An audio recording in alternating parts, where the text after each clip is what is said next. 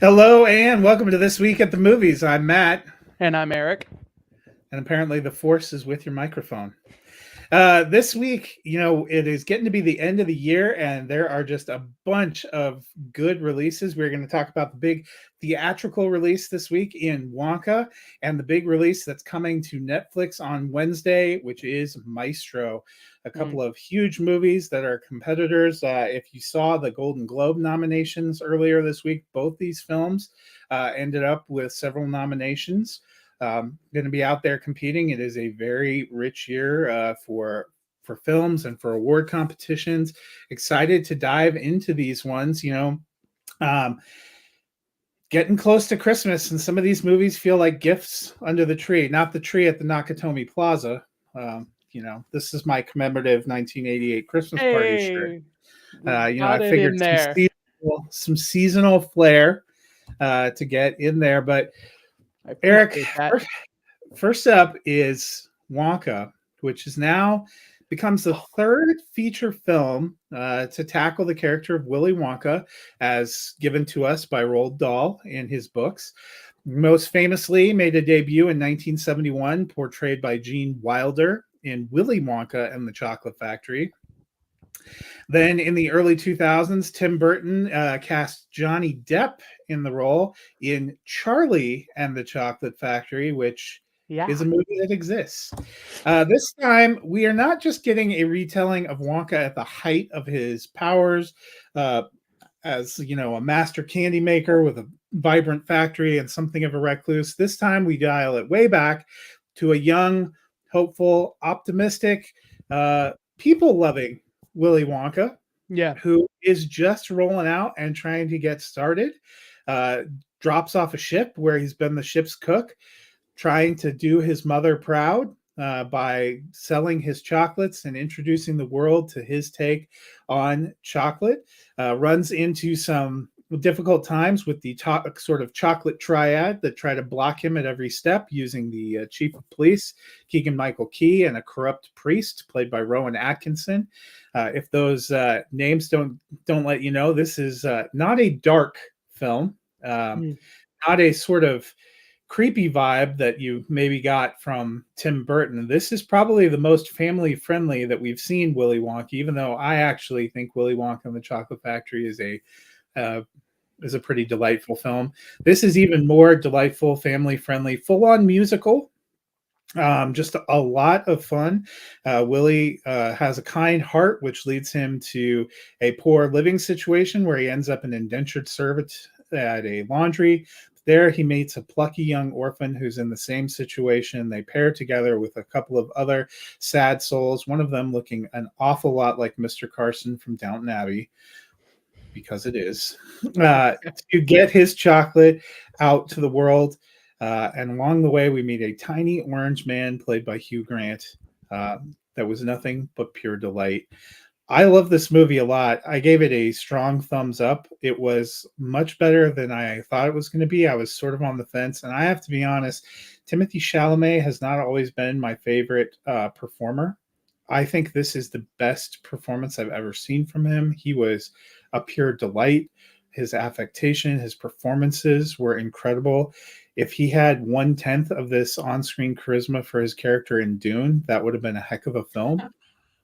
Kind of gives me hope that maybe we will get some more personality in Dune 2. It's not Timothée Chalamet. It's got to have been the way the part was written, but this is just a lot of fun. I appreciated Rowan Atkinson, probably best known as Mr. Bean. Olivia Colman, who plays a lot of kind of dour, serious parts, was a lot of fun in this.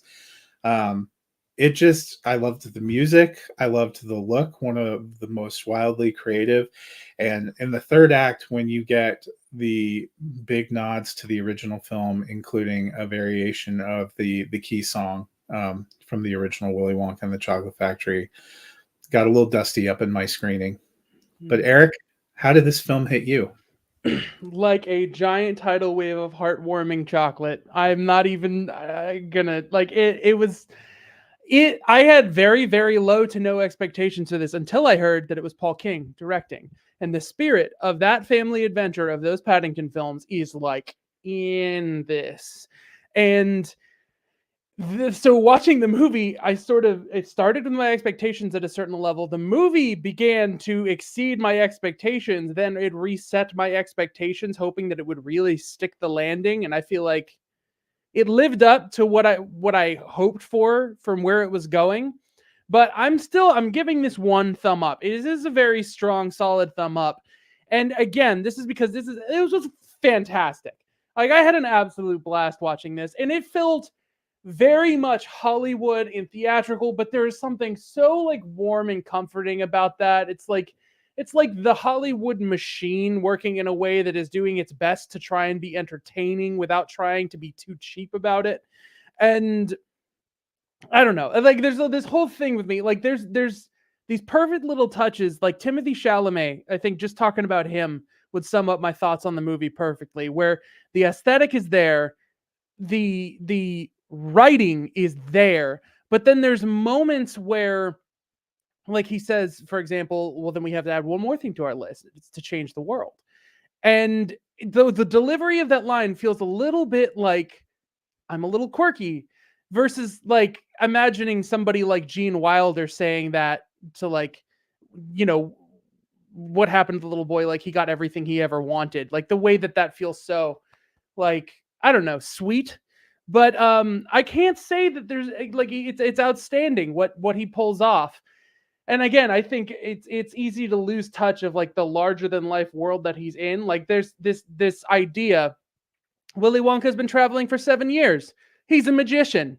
He can just do some things, magic wise. And I don't know. It's just so fun.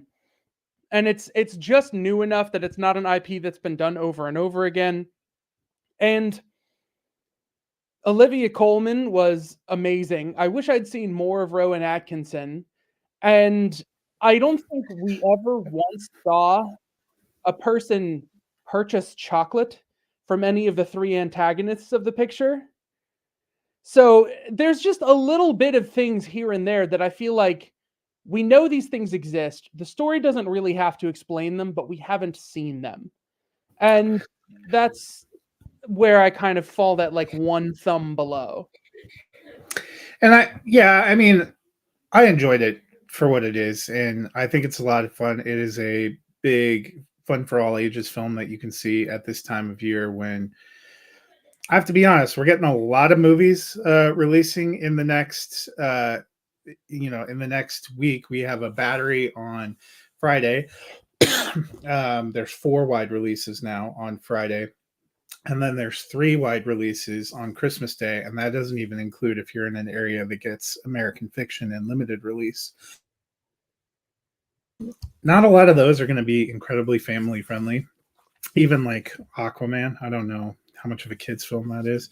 Yeah, right. Maybe Migration, but this feels like kind of a big family film for the holiday. They're getting a little bit of a jump on it, but it feels like something like if you have all your nieces and nephews and kids and the grandparents and you need to get out of the house and you want to go somewhere, you can go, and this is a delightfully good time.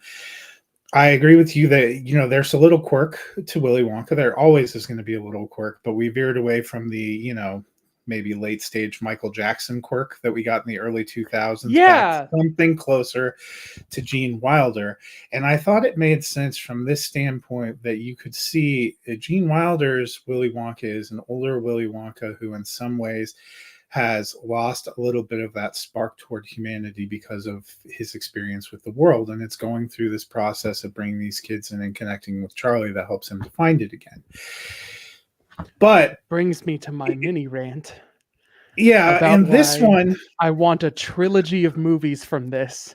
I want the second one to be a massive scaled movie about Willy Wonka trying to run his factory, and the further he pushes things towards escapism, the more the world surrenders to the mundane, and he can't save everyone with his candy. And then you remake Willy Wonka as the third one with Timothy Chalamet from the perspective of Willy Wonka rather than the kids, and watch his like hopes rise and fall with Charlie Bucket and all of that. It's because there. You are right. You leave this film in a very upbeat and hopeful place. He's just building his building his factory. He Yeah. hasn't gotten to that world weary step. And I also think you leave in a place where, curiously, you're going to have to bridge the gap for the whole Slugworth question, because Slugworth is the antagonist in the original. And in this, he very much ends up in a prisony kind of place. And they give you sort of the impression that it's his niece that will end up being an inheritor.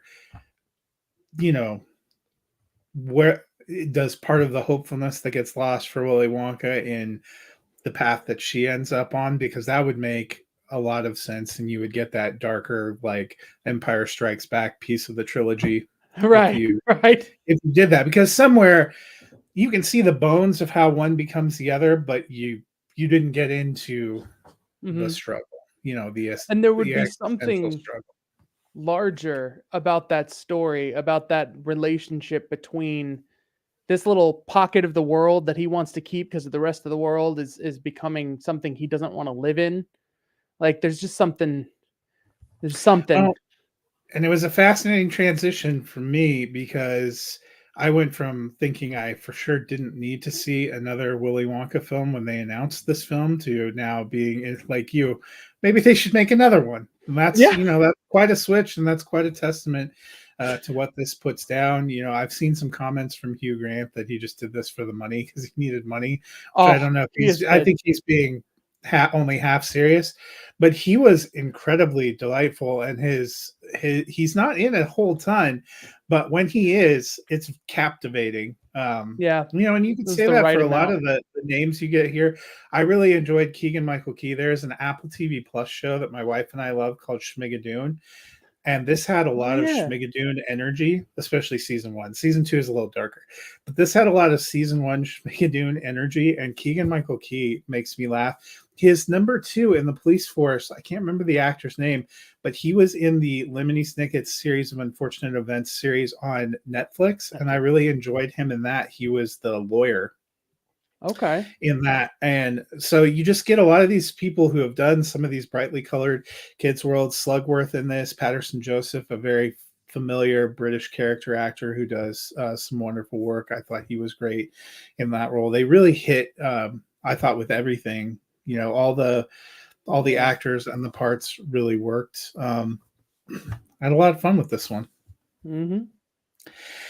Our next film will debut on Netflix on Wednesday. It's had a limited theatrical release. Both Eric and I managed to get to see it before it goes wide on Wednesday. Kind of excited to talk about this in advance. And that is Maestro, which is the Leonard Bernstein biopic, starring Bradley Cooper and Carey Mulligan. Bradley Cooper, also the director. This is a very powerful film that I think we're probably both going to say we have liked. Completely different vibe than the first film Yeah. in here. This is not the feel good family film of the year. No. Very emotional. Some Yeah. incredible performances, but definitely a little bit of a more dour, probably, feel at times. But Eric, this is one of the most highly anticipated films of the year, but a lot of people think it's going to be a strong contender for Best Picture at the Oscars and could actually net Bradley Cooper his first Oscar. How did it hit you?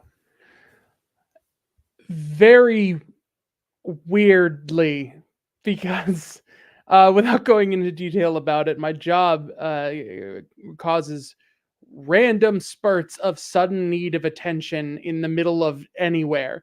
I work in mental health, so when someone suddenly needs something, I didn't have to stop watching the movie. Okay, but it was just a situation where I'm sitting and I'm waiting and I'm having to check things and see, like, is this a problem that needs to be situated or is it going to be okay? And then it turned out to be okay.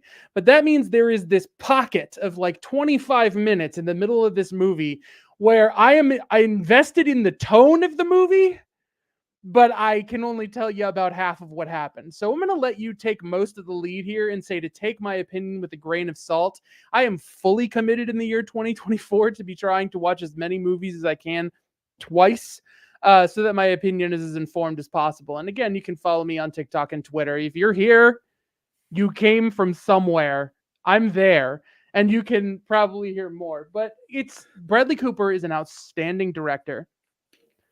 he gives an unbelievable performance. I honestly thought I feel similar to Leonardo DiCaprio. I'm one of the few people who, like, the makeup and the affectation that Leonardo DiCaprio put on this year didn't really work for me in Killers of the Flower Moon. And I was kind of like, how is this going to go? Loved it. And then Carey Mulligan was amazing. She was just a little more human than Daisy Buchanan. And it made all the difference. She was outstanding, and just it's at the core of their relationship. And this guy, Leonard Bernstein, like, it's fascinating. It is extremely well directed. I cannot wait to watch it with undivided attention when it is released, and I think everybody else should. The only thing is, I think that people making it like a best picture of the year thing might be setting expectations a bit too high, because it is an original story and it is a true to life story, but we've seen true to life stories before, and this hits a lot of similar beats to things that have happened, with loved ones and loss and aging, and like there, I couldn't place my finger on any one movie that encompasses this, but everything felt sort of familiar but impressive. So, how about you? Yeah, so there's a couple of different kinds of biopics. There's ones that are heavily invested in telling you the story of somebody's life and personal achievements. And then there's biopics that are heavily invested in one specific aspect. And I think we talked about this when we were talking about the kind of dueling Elvis films. If you watched Elvis from 2022, that was very much about the man's career accomplishments, and you got a sense of his personal life. They invested somewhat in the strife between him and Colonel Parker, but it was mostly about this is his career and his big career defining moments. In Priscilla, it was very much about these two people.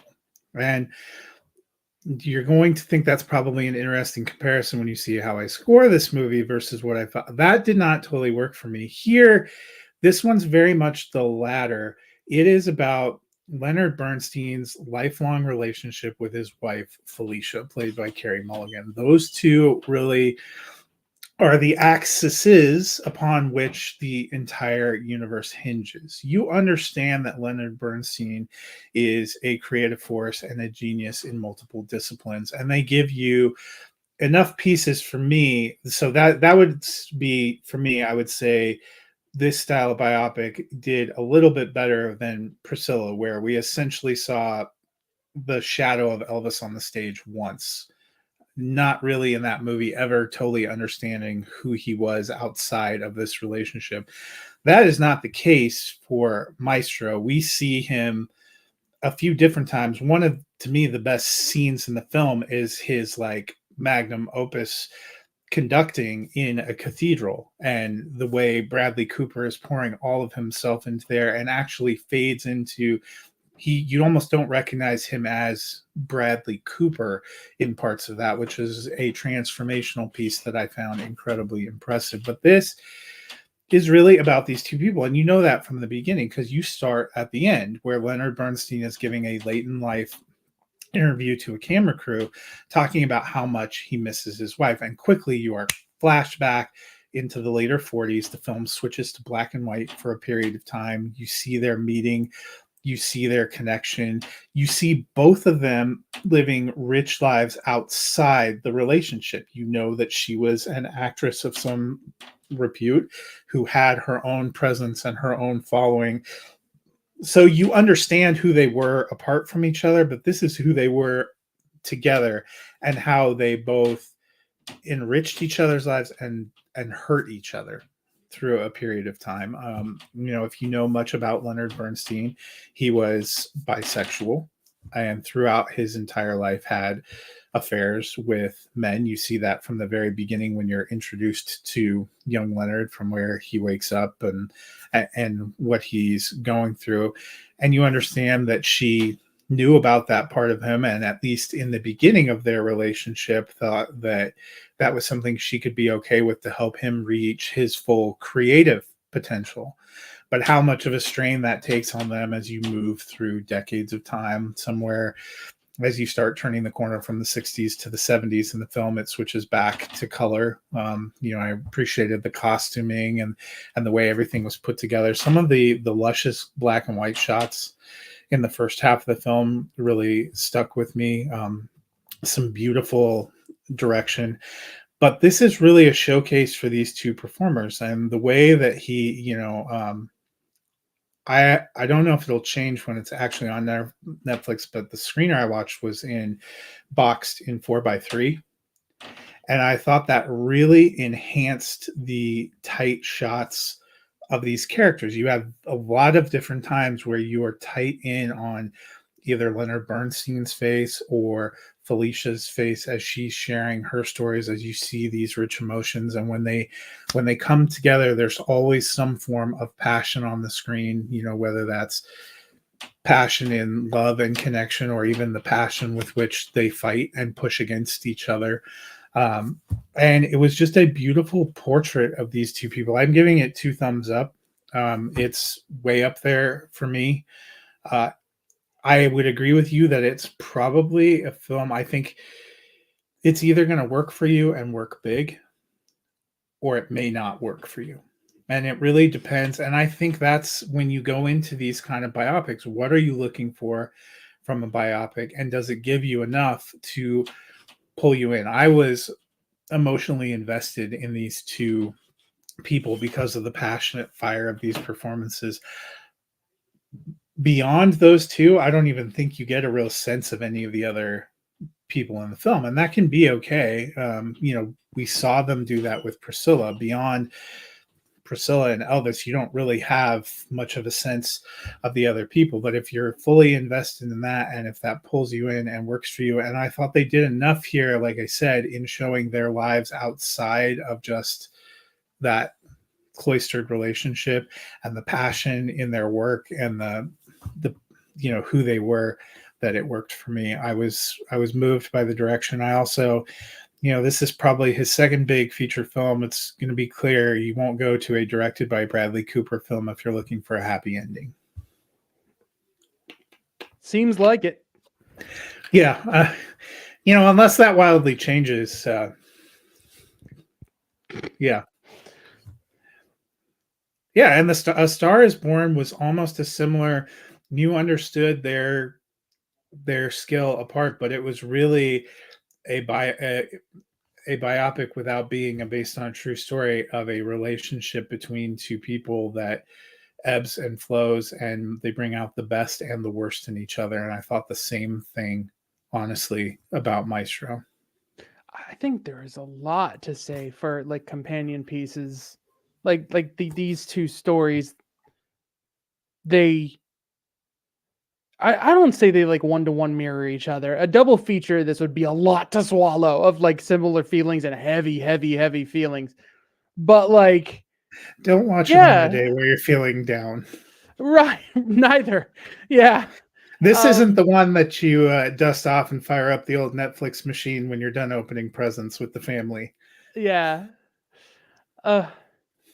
Maybe if you just like cut it off halfway through and pretend everything lived happily ever after. Like you end at the crescendo of the cathedral performance, and they're happy reuniting, and just You'd probably still pretend the credits happen there for Grandma and Grandpa and for the wee ones. Yeah. But whatever. Questions you may not want to answer. Yeah. But just powerful. We're kind of at the stage in the year in the show where neither Eric or I are really talking about where this is on our year-end list, because you're in luck. We will be taking next weekend off for Christmas, but we will be back on December 30th doing our top 12. But I would say that both of these films were surprisingly strong contenders for me in that consideration. And I'm going to be curious as I mull and I consider.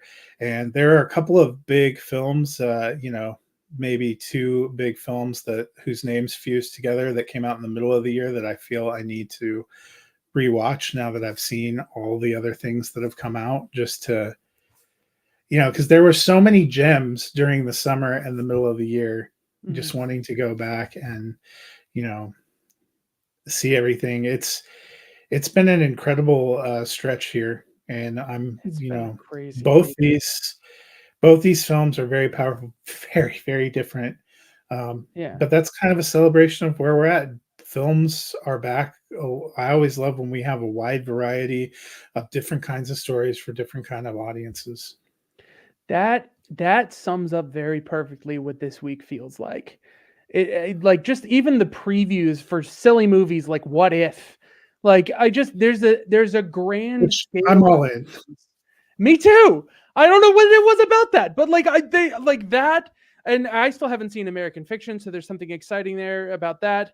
Like there are just these big projects that to me it just feels like whatever has happened in with this balance of bringing in some independent films and with the Hollywood machine being back in full blast, it really feels like the potential of seeing big movies that feel like events that you're going to remember is back. Like Civil War, Alex Garland's Civil War, the trailer for that, or that got to me. Well, and we have just a massive slate of seven films that are getting a wide release between now and the end of the year, and Oh plus yeah. limited releases that are going now, beginning of January and February. Some of the movies I've seen for your consideration season are getting spaced out. It's going to be a rich time, and we still have some fun things that are coming even in early January. I've seen the trailer a couple of times. I'm moderately excited to see the remake of Mean Girls, I have which is so many January 12th. questions about I that mean, movie. second weekend in January. They just got the cast to come back and remake it as a musical. What? What? Well, new younger character. Yeah, but But yeah. Tina Fey is there, who's like Well, the she wrote primary the voice. musical. Right. No, I know, but she also wrote the screenplay for Mhm. the 2003 or whatever. Yeah, I Yeah, think. she did the original and then adapted it. And Tim Yeah. Meadows. Yeah, And Tim Meadows you is know, back as the principal. Like, it's going to be fun, and there are some big things that are coming out on the big and the small screen. So it's been fun. We don't always do TV shows, but there are a few that are coming out in the limited series. The third part of Steven Spielberg and Tom Hanks' World War II miniseries trilogy, Masters of the Air, comes out in January, which is about the Army Air Corps that has Austin Butler leading that cast, and a couple of oh, other next year is pretty going to be Austin Butler's well-known. year, right?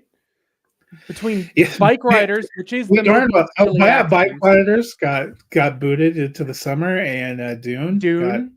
pushed. Didn't they put that? I feel like they put that in the spring, didn't they? Or the Yeah, summer? it's I think It's March. spring. Yeah, they didn't push it all the way back to next fall. So Yeah. a lot of fun things coming, but Eric and I are definitely excited about talking about what will be our top 12 of the year. We will be back on December 30th, which is a Saturday, a day early, so that you don't have to worry about getting tipsy at the New Year's party and missing our words of wisdom on New Year's Eve. So we will be coming on Saturday, and it'll be up on the podcast platform. Looking forward to that. We hope you guys all have a Merry Christmas. Eric, any Christmas gems that people should be on the lookout for if they just want a classic? Don't I say think elf, I've don't say already elf, made don't say mine. elf, don't say elf. I mean, it's the 20th anniversary of both Elf and Love Actually. Both of them have bounced back in theaters lately. Die Hard's actually back in theaters for the 35th anniversary right now. The Holiday. I just saw that for the first time last year, and I'm really looking forward to it coming in the mail for a rewatch for this time. That movie is precious. I have already rewatched Christmas Vacation twice this month, using it mostly as a palate cleanser after a series of droll or depressing screeners, and it never fails to disappoint. So, whatever your holiday season choice is, or if it's just getting to spend time with the family, I hope you have a wonderful next week and have a Merry Christmas. And I can't wait to share our top 12 of the year with you when we get back. Yep. Until then, we will see you at the movies.